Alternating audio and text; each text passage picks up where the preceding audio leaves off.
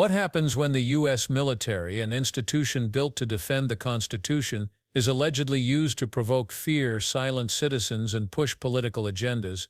That's exactly what one California congressman just accused the Secretary of Defense of doing. And the details are not only shocking, they raise serious questions about who's really in charge of America's military and why. California's 31st District didn't ask for troops, but they got them anyway. According to Congressman Gil Cisneros, the National Guard and a Marine Combat Battalion were deployed to Southern California without any state request. No natural disaster, no terror threat.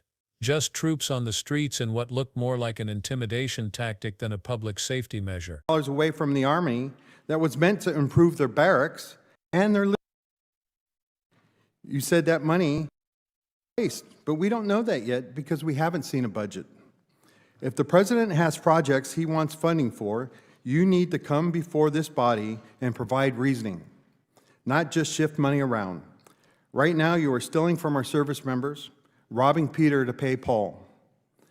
Now you have repeatedly said that you will judge every individual on their merit. Is that true? Unlike the previous administration, You will yes, judge we are focusing simple yes on, or no. for our service Judge everybody members, how on their good they merit. are at their job, yes. But yet you are separating thousands of service members who are performing and doing their job at a high level. They are being separated not based on merit. You know, some of them have been recommended for early promotion and have gotten awards and are doing a great job, but you are separating for no other reason, and frankly, I think you just don't like them. And you are classifying many of them as a national security threat, which is simply not true. You asked the Secretary of the Navy to change the name of the ship, because Harvey Milk didn't meet your definition of warrior ethos. If a Korean War veteran and a Navy diver who gave his life for standing up for his beliefs doesn't meet your definition, I don't know what will. You keep talking about recruiting, but let's face the facts here, right? Recruiting started improving before President Trump even came into office, and the reason that changed was because of the investment that was put into recruiting. Now, I was at the Pentagon at the time, and I know how much we invested in it, and I know how much of the services. And when you take away that investment, you're going to get exactly what happened in President Trump's first administration. In 2019, we had the same recruiting crisis that, back in 2019 when he was president the first time. You continue to attack diversity, but I have always said diversity is about creating opportunity. And I have seen plenty of individuals, many of them enlisted members, who when given the opportunity have succeeded not because of their sex, not because of color, not because of their sexual identity, but because of their worth ethic and merit.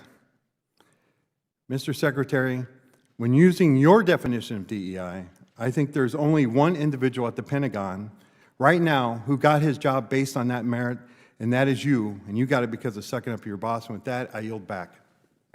Gentleman yields back. Chair. Cisneros didn't hold back. He accused the Secretary of using military presence as a tool to provoke confrontation, to send a message. But why? He brought up history, specifically President Johnson's use of federal troops in Alabama. Back then, the military was deployed to protect black students trying to attend the University of Alabama. Johnson did it to uphold civil rights and confront racism head-on. But today's deployment, according to Cisneros, had no such noble cause. Instead, it was meant to incite fear, a flex of power with no justification. And that was just the beginning. Cisneros then turned to a critical and deeply concerning security failure. The Secretary, he claimed, blatantly violated basic operational security. Classified information was reportedly shared over unclassified networks. Not just once, but repeatedly. He used messaging apps like Signal to communicate, potentially from inside his own secure office, a SIF, where such devices are strictly forbidden. Think about that. A top defense official casually bypassing protocols that exist to protect American lives. Cisneros said it best. In any other administration, that kind of recklessness would have forced a resignation on the spot. But instead of accountability, there's silence. And while silence grows, so do the budget cuts. Cisneros then accused the Secretary of enforcing across-the-board 8% cuts on all military services, not to save taxpayers money, but to fund what he called President Trump's pet projects. Over $1 billion were stripped from the Army, money that was meant to improve barracks and living conditions for the very troops defending the nation. And what makes it worse? There was no real explanation, no budget justification, no transparency. Just funds shifted quietly, robbing Peter to pay Paul, as Cisneros put it. While politicians get their projects funded, service members are left living in deteriorating housing. So much for improving quality of life. But while the Secretary claims to judge people by their merit, actions suggest otherwise. Thousands of service members are reportedly being separated, dismissed from duty. Despite having spotless records, some had been recommended for early promotions, others had received awards, yet none of that mattered. Cisneros believes these removals aren't about merit at all, but about politics. About purging people based on personal or ideological differences, and to make matters worse, many are being labeled as national security threats. No proof, no process. Just accusations that stain reputations and end careers. Cisneros didn't hold back, he said it plainly. I think you just don't like them. Then came one of the most emotional moments of the confrontation. Cisneros brought up the Secretary's decision to request the renaming of a Navy ship.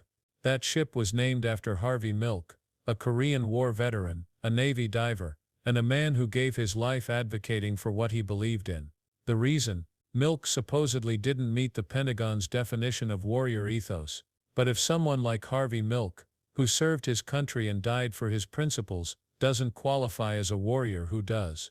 Cisneros wasn't just offended, he was furious, and millions of Americans watching at home probably were too. But the Secretary didn't stop there. Recruitment has become another battleground. While taking credit for recent improvements, the Secretary conveniently forgot one key detail: those improvements began before Trump ever took office. According to Cisneros, the real gains came from strategic investments made during the Obama administration, investments that were slashed once Trump came into power. And when the funding vanished, so did the recruits. By 2019, the country was facing a full-blown recruiting crisis, one that the administration failed to fix, even after blaming everyone else. Cisneros, who was at the Pentagon during that time, made it clear this wasn't just a coincidence. It was a result of bad planning, broken promises, and an unwillingness to invest in the future.